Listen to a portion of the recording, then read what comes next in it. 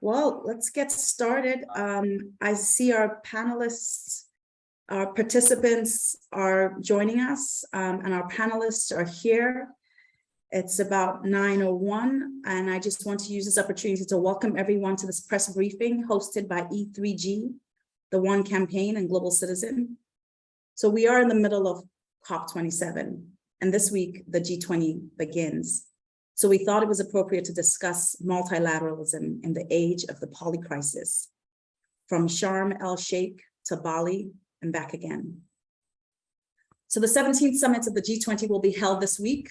Arguably, the G20 is one of the quintessential multilateral platforms. The G20 was created in 1999 for moments of economic and financial crises, which we are witnessing in 2022.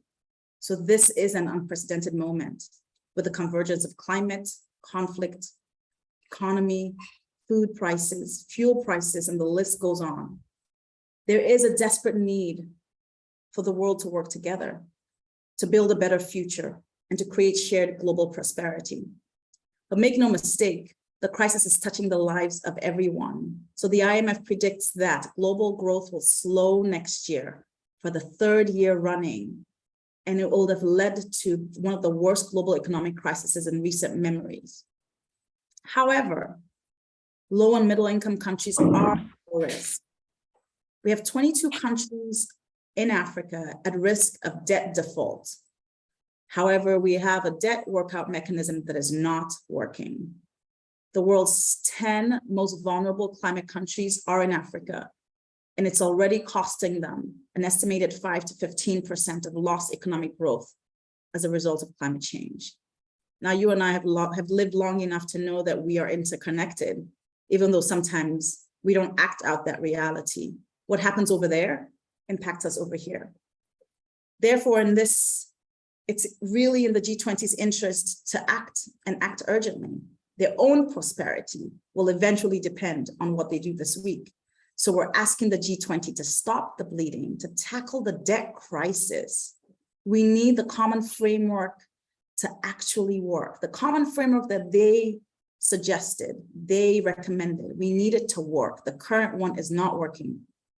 We need to mobilize resources to support countries so they can respond in times of economic crises by better leveraging multilateral development banks, MDBs, to release up to $1 trillion in new, more sustainable lending.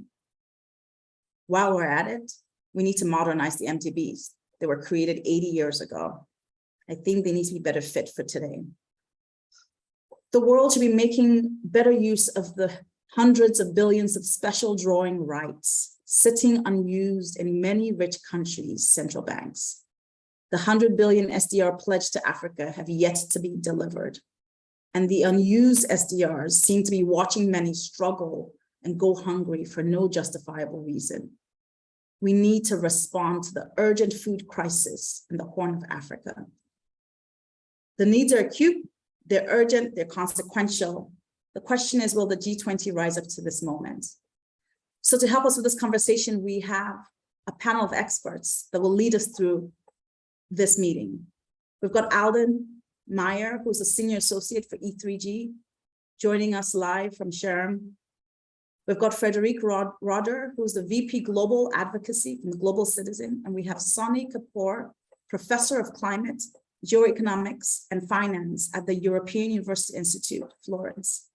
This conversation will be facilitated by me, Sarah Maka, the Executive Director of the One Campaign. Let me first start with you, Alden. As we go through, and just for our journalists who are joining us, as we go through some questions with our panelists, we'll open up the floor to you, so please have your questions ready. To start with you, Alden, as we go from Sharm to Bali, what are the key messages that's coming out of COP27, excuse me, this week? Are there any significant signs of progress? We know the trust level between the Global South and Global North are dangerously low. Have G7 countries shown the leadership required to repair this damaged trust? Over to you, Alden.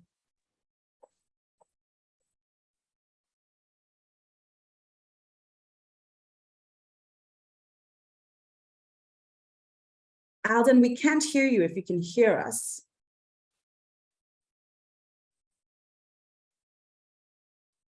And geo and economic context is very fraught. The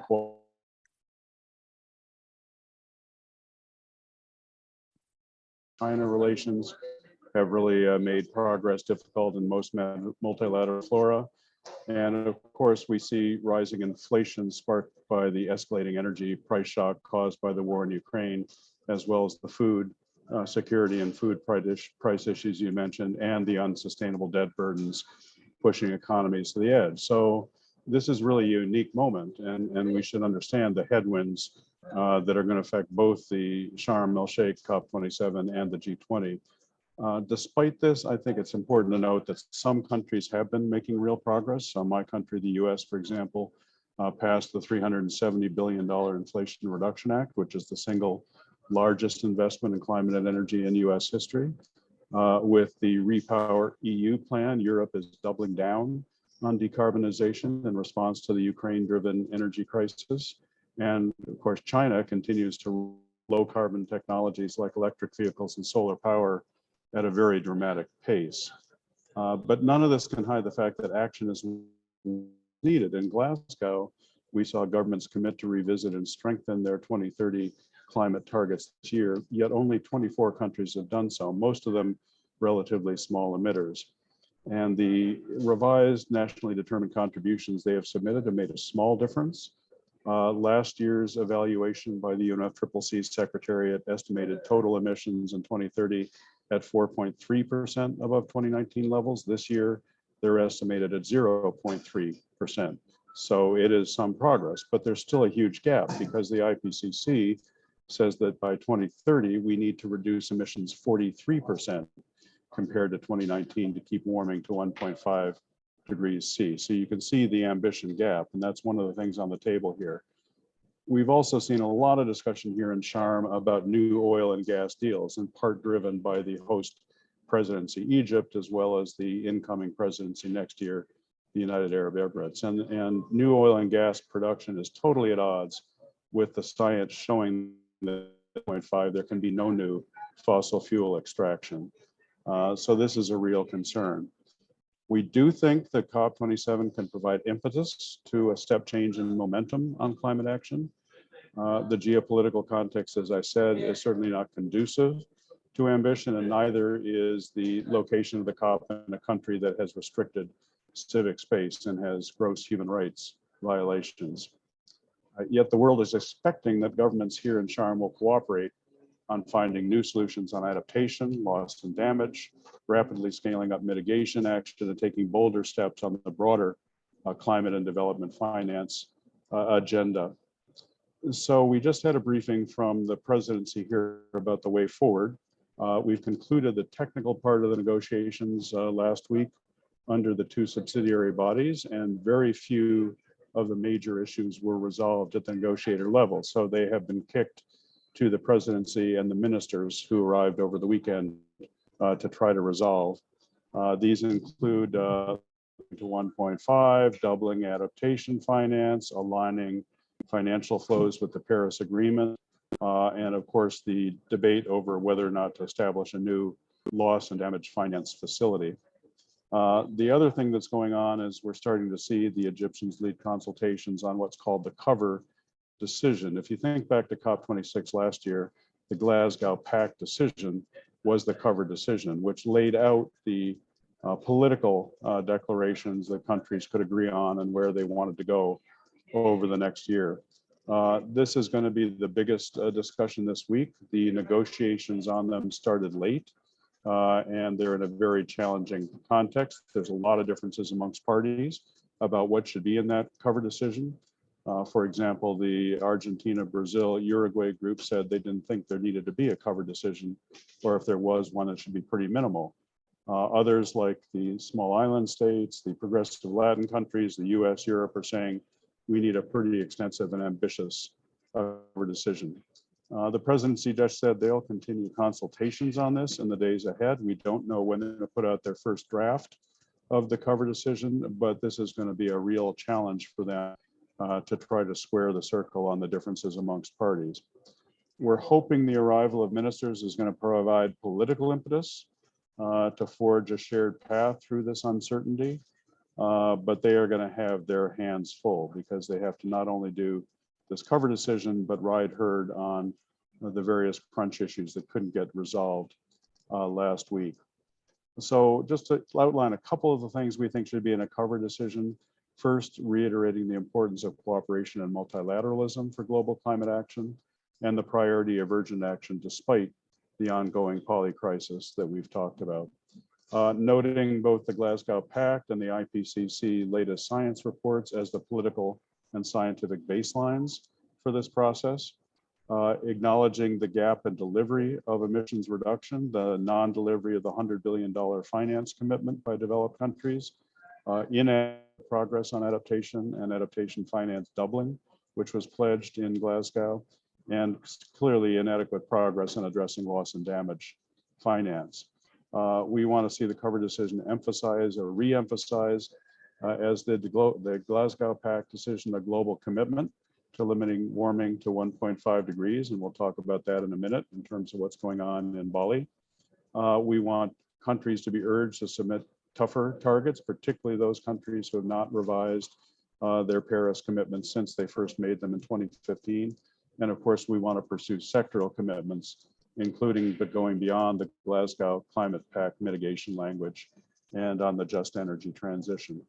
Now, there was a very powerful speech by Mia Motley on Monday here, and in the closed informal roundtable on innovative finance, we saw President Macron support the need to move forward on elements of the Bridgetown agenda. So we're hoping that's going to be teed up for the spring meetings of the IMF and World Bank, and I think other panelists will will talk more about that.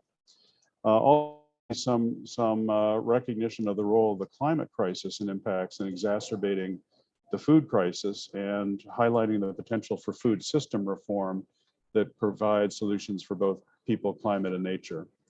And finally, we need to set up an ambitious and impactful political outcome next year at COP28 in Dubai on the global stocktake. And just turning briefly to the G20, I think despite the geopolitical tensions, the Leaders Summit is an opportunity for G20 countries to come forward with real progress on climate action responsibilities and discuss new ways to cooperate.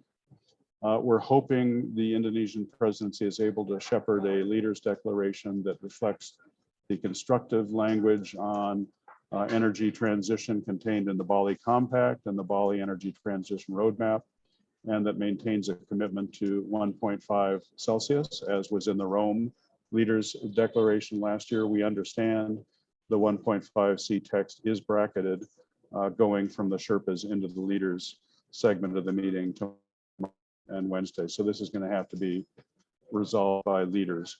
We also hope on the finance side that leaders will welcome the transition finance framework that's been set out by the Sustainable Finance Working Group, as well as the progress made against the G20 Sustainable Finance Roadmap.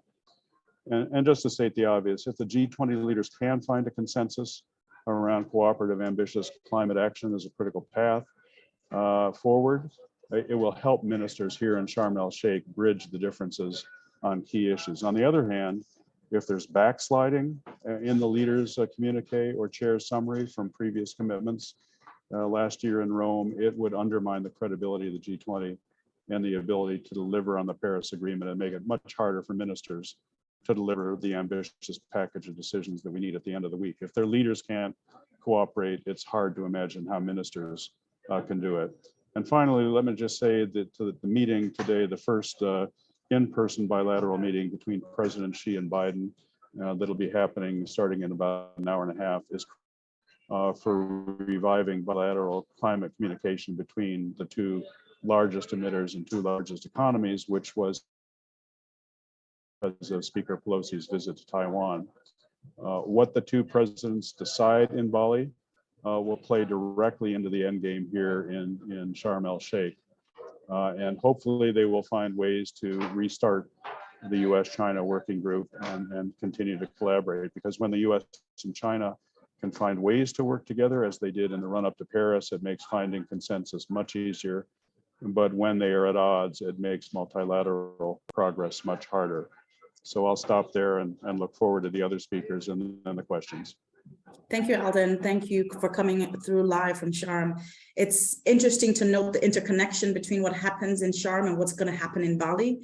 There's an ambition gap. There's the cover letter, a lack of consensus there. But we're hoping that, as you mentioned, these ministers coming in, drawing energy and progress from what will happen in Bali this week to complete what is going on in Sharm. So the world is watching on, and these are consequential moments we're in. Let me go on to you, Sani. The economic outlook is still dire. So even as these conversations are ongoing, will we see an effective G20 with the political will and the economic firepower to put out the fires of supply chain, food supply, the debt crisis, our climate challenges that we're looking at? Can the G20 deliver the long-term finances needed to address these systemic risks from climate and support developmental financial needs? Let me fast forward a little bit. So I think this particular G20 will probably end up doing none of these things. That having been said, if you look around to see which multilateral body, which political decision-making body in the world today has the competence, has the authority, the political firepower, critical mass to tackle any or all of these challenges, there isn't any other body out there that is not the G20, right? So the G20 is sort of the worst of all the options out there, apart from, the G20, right? There is just nothing else. And I think there is a unique window of opportunity that opens up next year with the Indian G20 for the following reasons.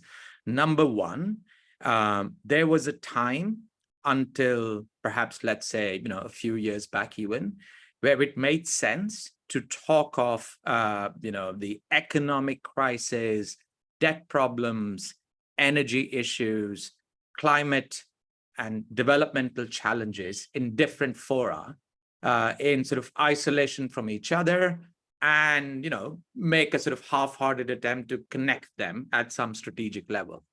That time is long gone.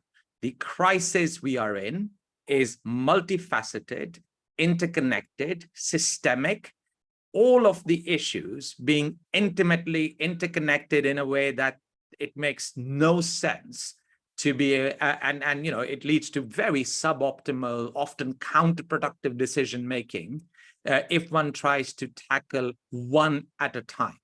So there isn't a way forward that doesn't deal with all of these issues at the same time. And I'll explain how in a minute. The Indian G20, I said, was critical for a number of reasons. So India lies somewhere between the rich economies and China on the one hand, which between them have a critical level of domestic financing available, technological sophistication that if they wanted to, they could reach net zero, not in 2050, but really, let's say in even 2035, right? If they wanted to, they could deal together with, fiscal and monetary firepower. They could deal with the economic challenges they're facing. If they wanted to, they could sort out the food system. They have the technological sophistication and the financial firepower to be able to deal with these problems. India is somewhere between these groups of countries and where large parts of Africa and the small island developing states are, which are at an earlier stage in their developmental pathway, which are as vulnerable and in some cases even more vulnerable than India is to changing climate, and which have even fewer domestic financial resources and even less technological sophistication than India does. So in that sense, India is an important test case. It's macro significant. It's politically important, particularly with the tensions between the US and China. And if India fails, if India can't follow a developmental model that is consistent with binding environmental constraints, if India cannot finance its transition through domestic and external sources, there is no hope whatsoever for Africa and these small island developing states, right? So India is sort of a perfectly placed country that has a seat around the table of power, that has critical mass, that has 1.4 billion people, the same as the whole continent of Africa. And so that is the critical test case. Now, the way forward from where we stand, there is one very narrow Goldilocks way forward for the global economy, which is simultaneously able to kick us back into a 4% global growth rate, which is sort of appropriate for maintaining rich economies and their pension systems while allowing developing countries to catch up. It is financeable in the sense of can be cash flow positive with the investments needed, but not at exorbitant, expectations of returns of 10%, et cetera, that we've got used to. It is consistent with material flows that can actually be delivered. I'm probably the only person I know in the macroeconomic policy making space who's actually worked in a mine, right? There is no clean mine. You can choose between workers losing, 25 years of life expectancy or only 10. You can choose between grand larceny and corruption and theft to moderate levels of corruption. You can choose between, levels of toxicity in the local environment. It's not a clean business. And it's one thing to hand wave and say mining of critical minerals will be expanded by 4 times, but it's one very different thing to actually try and make it happen with the 6 to 8 year gestation period that all mining capacity requires, right? So this way forward has to be consistent with material flow assumptions that are realistic. It is consistent with keeping us, and I'm sorry, but I really think we are way past being able to meet 1.5 degrees. But let's say this is at least consistent with 1.7, 1.8 degrees, and is politically feasible in the sense there is something in there for each of the major groups of countries between the rich OECD economies, the large emerging economies, and the low-income countries. And this narrow way forward for the global economy is built on the following assumptions. So number one, the rich economies remain globally, financially, and technologically systemic, right? The EU could reach net zero in the year 2030, and we would still suffer all of the consequences from climate change that are expected, because the future of whether climate and other environmental crises are tackled or not depends less on what the EU does domestically, much more on whether a country like India or a region like Sub-Saharan Africa is able to develop, is able to deliver prosperity in a manner that is consistent with what are very binding environmental constraints. Just for fun, I sometimes get people to stand up and applaud Indian slowness, and they don't understand why. And then I explain, it's not that India did not want to grow as fast as China. It's not that India did not want to follow development trajectory that was, much closer to China rather than lagging 20, 30 years behind. But for reasons good and bad that we know about, it couldn't. But if India goes down the developmental pathway of China, which was the one followed by Korea, which was the one followed by Japan, which is the only remaining, only tried and tested development pathway, there, even 2 degrees is absolutely impossible, right? And then we start easily looking at 3 degrees because the resource and use required by that development model, where China in 3 years uses more concrete than the United States did in the entire last century, is just completely incompatible with all environmental constraints that are binding. And that includes not just climate, but biodiversity loss, ocean acidification. So if we actually care about these constraints, if we consider them to be binding, we have to offer emerging economies and low-income countries a credible developmental pathway forward that is consistent with these. And that requires a new deal on trade, which prioritizes the delivery of high value-added trade and services across borders, which have an environmental footprint that are about 1/10 of the goods-led manufacturing export growth model followed by China, which means that for every country in the EU or in the rich world which is facing the consequences of very real demographic decline, the 2 countries out there in Africa and Asia that face the opposite problem, millions of aspirational, energetic young people who just don't get the employment opportunities for productive employment, right? So there is a macroeconomic win-win case for the global economy because the countries of the global south are demographically and environmentally systemic. And if there is a grand bargain, perhaps most likely championed by a country like India that says, we will play ball, provided you help with the much more capital intensive upfront financing needed to go for renewable energy over fossil fuels, needed to adapt our infrastructure to climate change that is already baked in, needed to ensure that as we build infrastructure, as we develop, biodiversity is preserved, then we will follow a developmental model that is new, that will be challenging, but one that is consistent with global binding environmental boundaries.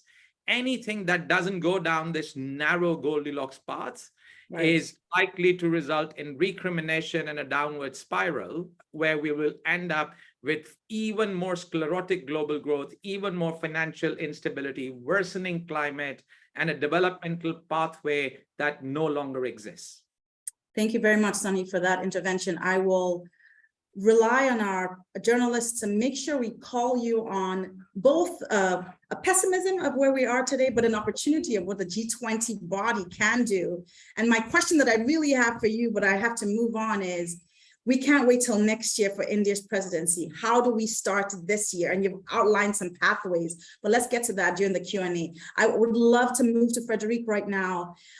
Frederic, as Sonny talked about and Alden talked about, just where we are with climate, where we are with the our economic outlook and the pathways required, we were reminded that the G20 expert panel on MDB's capital adequacy framework made a series of recommendations on how MDBs can change their CAF. This is their capital adequacy framework last year or a year and a half ago or so, to unlock potentially hundreds of billions of dollars in additional development and climate financing.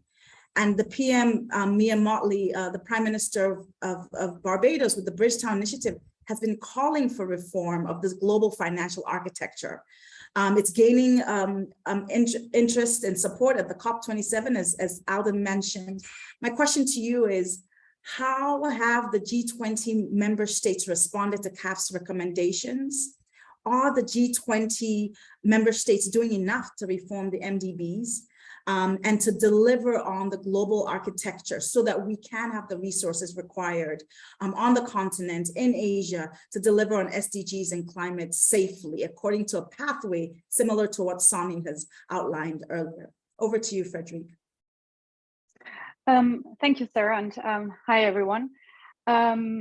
Yeah, I'd like to focus on what's possible and what's on the table, Bali. Because as also laid out by Alden, the progress we've seen at COP so far wasn't necessarily at the scale of what we needed. And while, of course, geopolitics have been most challenging this year, it is a real opportunity that most leaders are actually traveling to Bali and that they will have 2 days of full negotiations there, which means that there is still possibility until the last minute to see progress on the climate agenda and on the financing agenda, and both are obviously closely interrelated. And I would even say that the G20's role today is probably even more important than usually, and it's at the same time now in Bali that the G20 actually has to show whether they can live up to the responsibility they have for the world. And they will only be able to do this if they come with clear outcomes.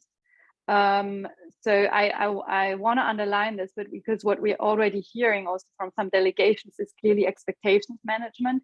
Bali cannot be Rome, a remake of Rome or Rome 2. It really needs to mean progress compared to the text that was discussed in Rome. And a lot of the challenges that we're facing today in the world, and where the solutions really, or where the G20 actually have the power and have the cards in hand to find solutions, are obviously related to financing.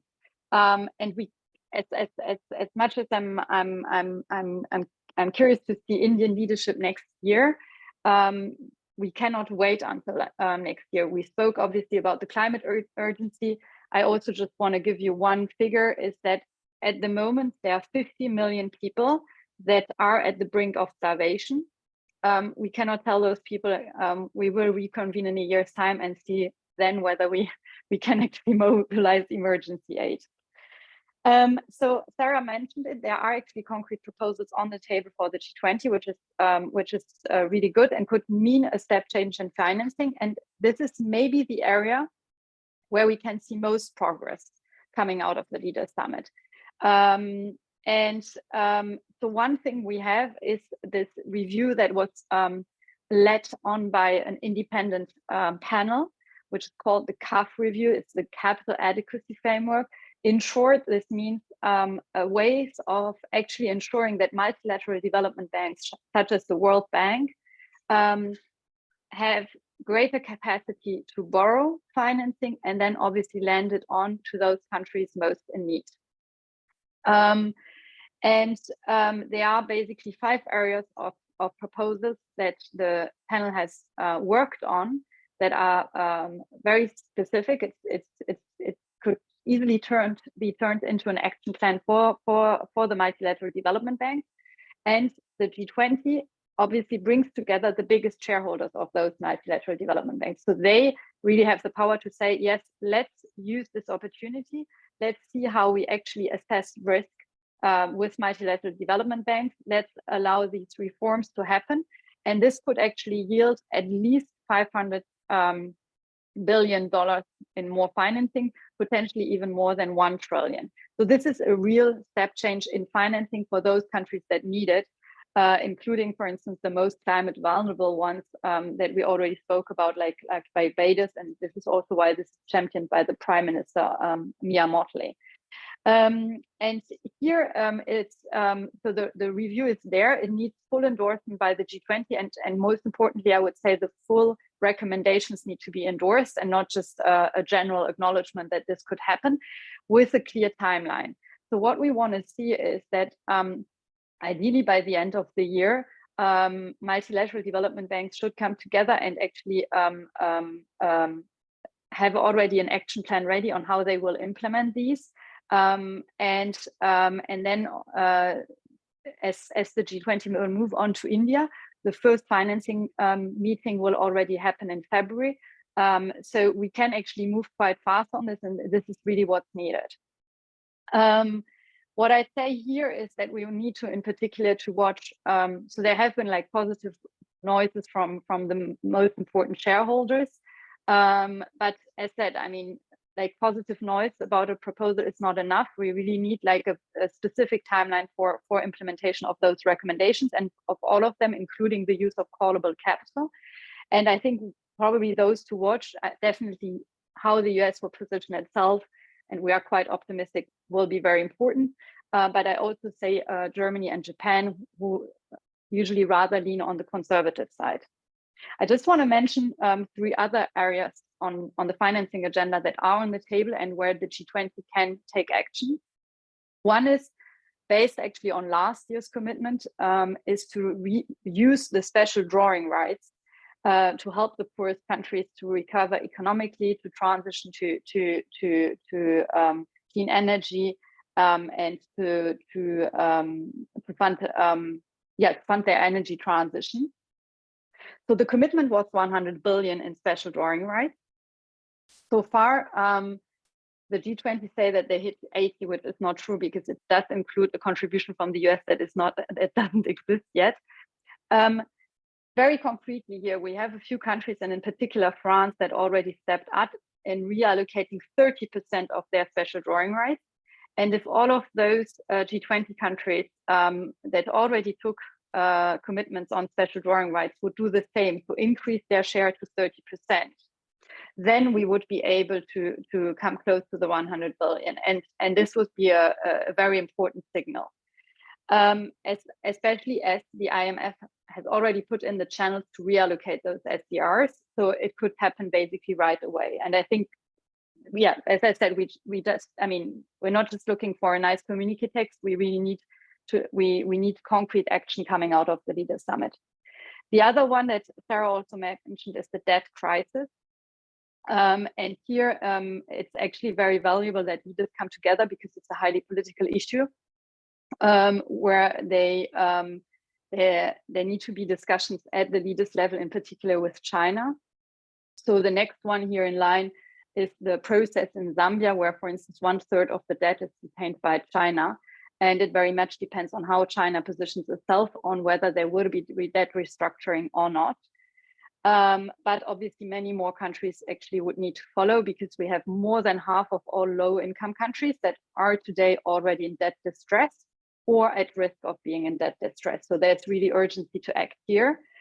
And I would say the fourth area is, because we're talking about leveraging the multilateral development banks, there are the special drawing rights. In reality, these are very, very important mechanisms, but we also need financing that can be transferred in form of grants to the low-income countries and the poorest countries that cannot necessarily receive loans. I was just talking about debt distress. So we just also need more budgetary resources. And while this is not officially on the agenda, it's unofficially on the agenda just because it's been high in the press, it's been discussed at COP.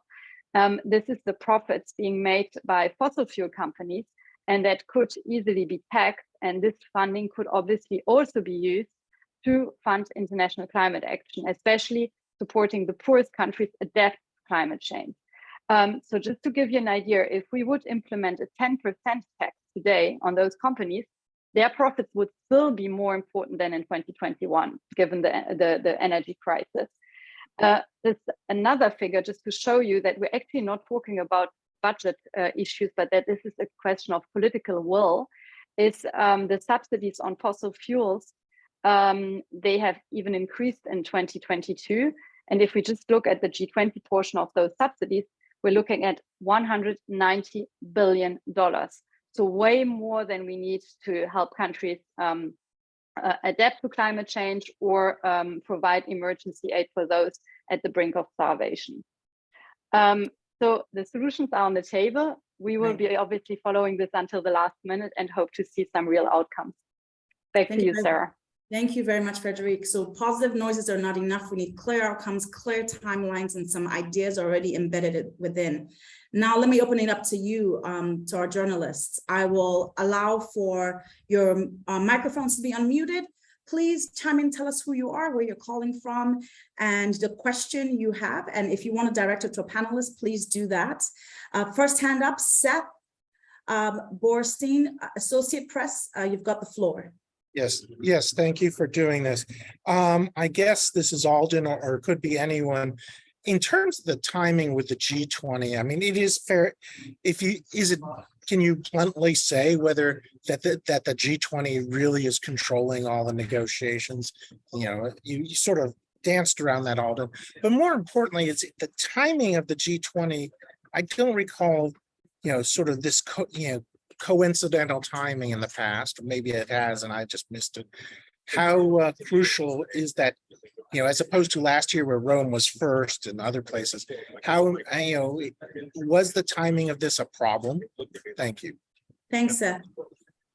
Alden. Well, let me come in on that. As you recall, Seth, last year in Rome, Italy was supporting the UK presidency on COP26, and they deliberately scheduled the leaders G20 summit in Rome just before the opening leaders summit in Glasgow. And so you're muted. You need to mute, Seth. I think you've got background noise. So they deliberately scheduled, so the leaders came to Rome for the G20 summit, and then almost all of them came to Glasgow for the high level event. Is it controlling the agenda here? No. But on issues like, can we get 1.5C or transformational finance into the cover decision? If the leaders are in disarray and disagreement on that in Bali, of the largest countries in the world, responsible for about 80% of global emissions, it makes it almost impossible for their ministers here to agree on that. It won't affect some of the lower level decisions, like maybe the pathway to doubling adaptation finance, or the Article 6 very technical negotiations here on markets and market mechanisms. But on the big issues of 1.5, the need to raise ambition dramatically and the need to scale up finance dramatically, gridlock or backsliding in Bali will have a direct impact here in Sharm el-Sheikh. Thanks, Alden. We have a question here from Kelly McNamara from AFP. Kelly, please go ahead. Yeah, sorry to disappoint. It's Kelly's colleague, Marlo. I'm connecting on her line. You're welcome, Marlo. Thank you. Thank you very much for doing this. So a question, half of which is for Alden and half for Sunny. And I came in a couple of minutes late. Apologies if you dealt with this already, Alden. What prospects do we see for an Indonesian JETP being announced, as far as you know, at the G20? And how important might that be for what's happening here in Sharm el-Sheikh? And the part of the question for Sunny, and thank you for that tour de force, by the way, vision of global transformation of the economy. How does the JETP template, or if it does, fit into the vision that you outlined, and how important is it? Thank you. Thanks, Marlo. And maybe on the first piece, we do understand that Indonesia will be making an announcement on its JETP initiative, I think tomorrow at the G20. It's been doing a lot of work led by US and Japan for the donor countries on working this out, just like the South African announcement last year in Glasgow. It's not going to be a finished product, it's a work in progress. But Indonesia has gotten to enough comfort level with the scale of finance being talked about that they're willing to go ahead with it. I would say overall on the JETPs, there's concern that the finance is not adequate for the total transformations needed. Too much of it is non-concessional loans as opposed to concessional loans or grants. And in most of the countries, including Indonesia, I'm told by my Indonesian colleagues, there's been totally insufficient consultation with civil society on the just transition part of the strategy and the need that workers and communities be made whole as we make the transition away from coal. And of course, in Vietnam, you've got a number of the NGO experts who should be helping lead on crafting the just transition partnership, energy transition partnership, put in jail by the Vietnamese government, which is making it more difficult in that country. But we do understand Indonesia is going to move forward tomorrow. We think it's going to be a fairly expansive proposal, but a lot of work to be done following up. And of course, the South African deal announced a year ago is not done yet either, either in terms of the scope of the deal, inclusion of society in the transition, or provision of finance. Just a little ways to go, Sonny. I think so. JETP is critical, but extremely inadequate, poorly designed, with a process that leaves us wanting. Too many demands being put on the emerging economies at the receiving end of those, for far too little money at very poor near market terms put on the table. And this is critical. And I think, you know, we all are a little bit guilty as because in sort of leading up to the situation. Let me explain why. I mean, you've heard the statistic, and, you know, I have, and I've used it too. In 80% of the world, or in 90% of the world today, you know, solar is the cheapest form of electricity, right? I mean, we throw this around, except this is really not true. There are 5 assumptions that underlie, you know, this statement. Number 1, that there is a grid that exists. Number 2, there is base load or peak capacity to address intermittency. Number 3, there is no binding capital constraint. Number 4, there is no binding liquidity constraint. And number 5, there is no binding foreign exchange constraint, right? Now, if I just asked you, I said, hey, you know, I don't really understand what an emerging economy or, developing economy is, right? Do you mind explaining it to me? The first thing you'd say is terrible infrastructure.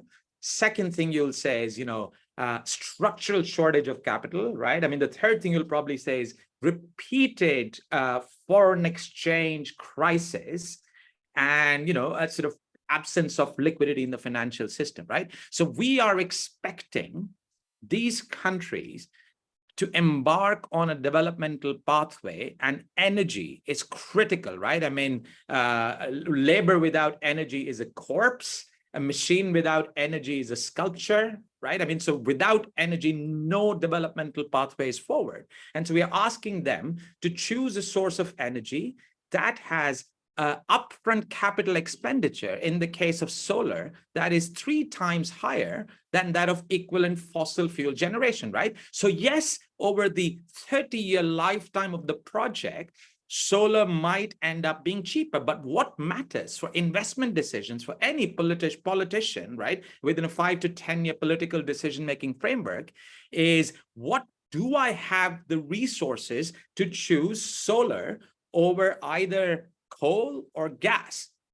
And it requires 3 times the one resource that I don't have, which is capital, right? If it requires, which for most countries it does, a large amount of foreign exchange, because all the equipment will need to be imported, right? At least with coal, many countries, and with gas, they have domestic sources, right? So the foreign exchange implications are much worse. So we are asking them to follow a trajectory that requires the one resource that they don't have, right? They don't have access to that technology, and they definitely don't have the capital and the foreign exchange for the most part.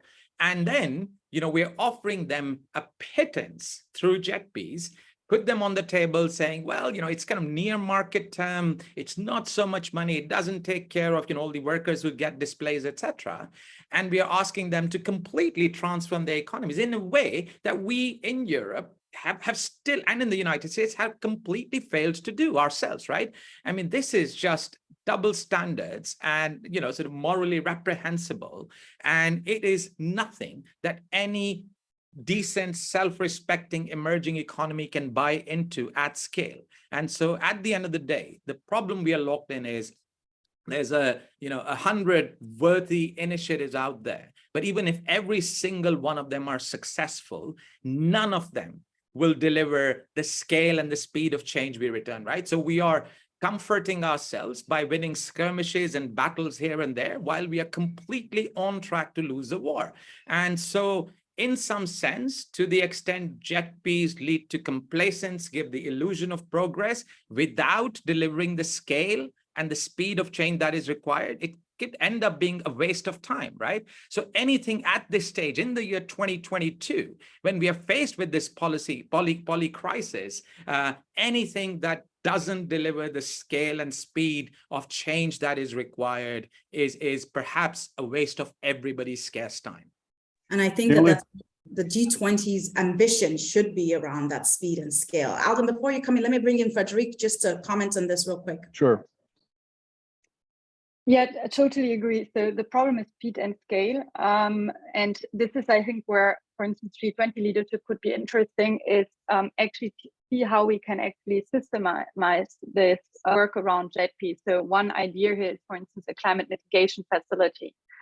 The other thing is that now we're talking Indonesia, maybe India at some point, Vietnam. That's great. But we cannot forget that there are obviously many countries needing very targeted support, also in allowing actually their population to have access to energy. There are still 600 million people around the world that don't have access to energy. And no one's obviously talking about a JETB with, I don't know, Mali. And the investment gap in renewables, in particular solar energy in Africa, are huge. If you compare, for instance, the figure of how much solar energy Germany produces compared to the whole of Africa, it's quite crazy. So there again, we're coming back to the financing questions, and we need to definitely move faster and bigger.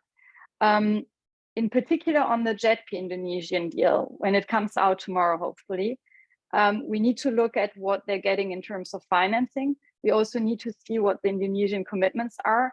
We're hearing that especially the coal phase out was a discussion point until the end. So this is one that we will look into, because of course, again, we need enough financing for them to transition, but we also need to make sure that the objectives are actually in line with what we're trying to do. That means in line with the Paris Agreement and the 1.5. Thank you for that, Frederick. Alden, did you want to add something real quick so I can go off to other journalists? Yes, just very quick addition to Soni's brilliant outline of the problems there, which as I was at a meeting yesterday here offsite in Sharm with Avinash Persod, who I think everyone knows is an advisor to Mia Motley and one of the architects of the Bridgetown Agenda. And he pointed out that one of the problems is the cost of capital for developing countries that don't have the advantage of being reserve currencies is roughly 5 to 7 times that of the US, Japan, or Europe. So for the very capital intensive technologies like renewables, they're never going to compete when they're paying 15, 17, 20% interest rate. The numbers just don't pencil out.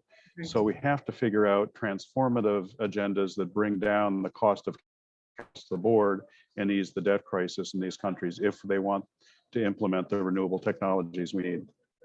The phrase that comes to mind as I hear you all speak is, it's the financing, stupid. That's the phrase that keeps coming to mind. Tim McDowell from Quartz, you've asked about what to expect from the JTP deal tomorrow. I wonder if these conversations have answered your question.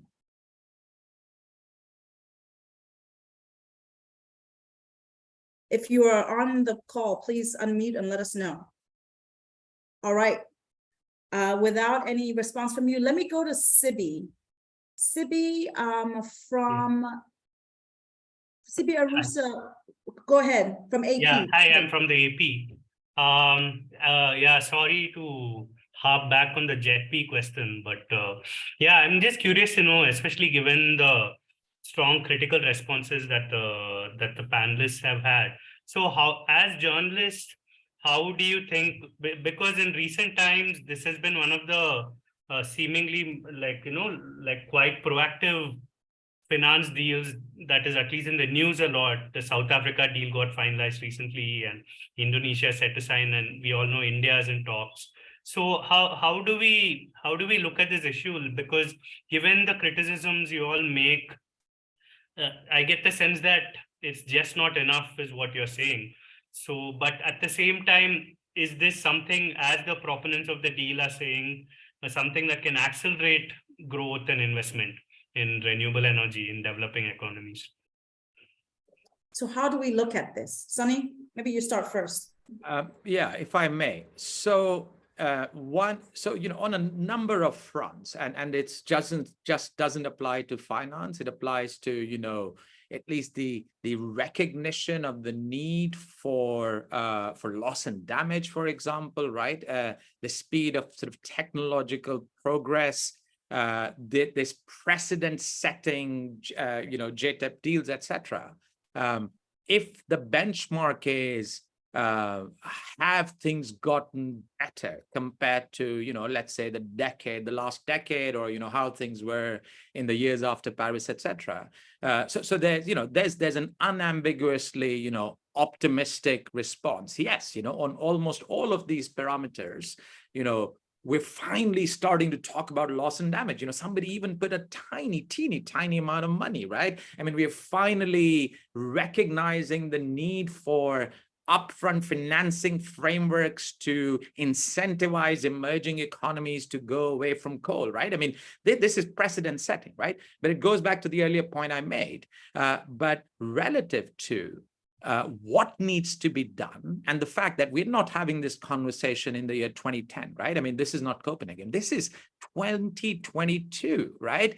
I mean, we're in the midst of an energy crunch. We're in the midst of, the physical impacts of climate manifesting left, right, and center, a food crisis, a debt crisis, right?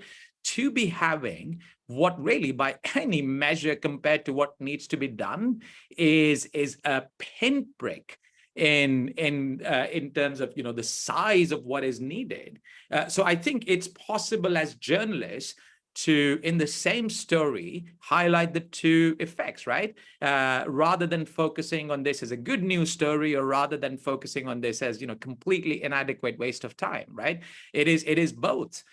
So it is good news story in terms of, recognizing these issues. There's a precedent for a structure of a deal, right? But the terms are horrible. The size of financing is completely inadequate, and it remains restricted to a choice few countries rather than being something that is global. And it's possible to highlight both because both are true.